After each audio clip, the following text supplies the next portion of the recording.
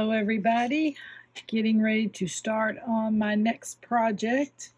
I dreamed this like I did the last three that are in the Gathering of Nations series, and this was the last one I dreamed, and so I'm picking out, these are coconut shells, and I am picking out things that are similar in size and shape. So you can see what I'm doing. So far I have discarded these because they're pretty large and kind of a weird, too weird of a shape for this particular necklace. So anyway, that's what I'm doing right now. Oh my goodness. I have to see where this one's going. Well, okay, as you can see, I have sorted out all of my coconut pieces, shell pieces. And if you noticed, I kind of tried to sort of pseudo match size and shape. Nothing's going to be exact, and that's great. That's not what I wanted anyway, so this is where we're going with it. And then I picked out a couple of pieces here, right here, that I could use as a center to center everything. So I don't know if I want something longer hanging or just the bigger piece to kind of bring the middle together. So also I've been looking, and I think I'm going to mix these beautiful blue agate stones with it. Maybe some of these wood beads right here, these kind of neutral colored ones. Not sure on those. And I also have some Egyptian cocoa wood here. The fly just light on my arm. I got some Egyptian cocoa wood here, and some other little black wood beads, and the cocoa wood's also black. So I don't know, just got them out here looking at them.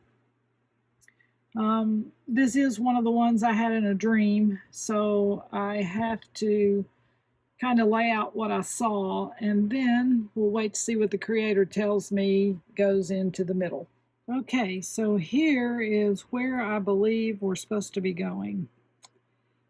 Each piece of coconut is going to have one of these little daisy beads connected to it, and it's in a copper tone. However, some are lighter and some are darker. You can kind of see right here with it. Let me back up just a little bit. Yes, okay, so this one's darker and this one is lighter in color. So what I did was I alternated them all the way down. And because I had an even amount, it worked out beautifully that we had a darker one on each end. So that is beautiful. Okay, so then what I'm planning on doing next is I am going to create loops on each one of these once I get them adhered down to the shell. I am going to seed bead. We use these little 11.0 seed beads. And let's see here. It's Delica. And right there, it's a Delica seed bead, and the color is opaque dark chocolate. So I will try to have those things listed for you. Okay, so let me set that down before I scatter them. Anyway, I'm going to seed bead loops through each one of these. And I am going to have one of these little small guys inside that little daisy bead right there. Then once I seed bead each side with this, I will finish it off with these right here at the top with a crimp, as you're looking at right there, and then I'll put a crimp cover over the top of it. And it'll be ready to string onto a necklace. This is an experiment I was doing, so you can kind of see where I'm going with it. The daisy bead and the seed beads are all correct of where I'm going.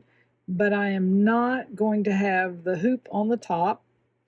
It's just going to come down to the larger coppery, antique coppery looking bead. This one's a little small, so I'm going to use these because I think it will be a little more,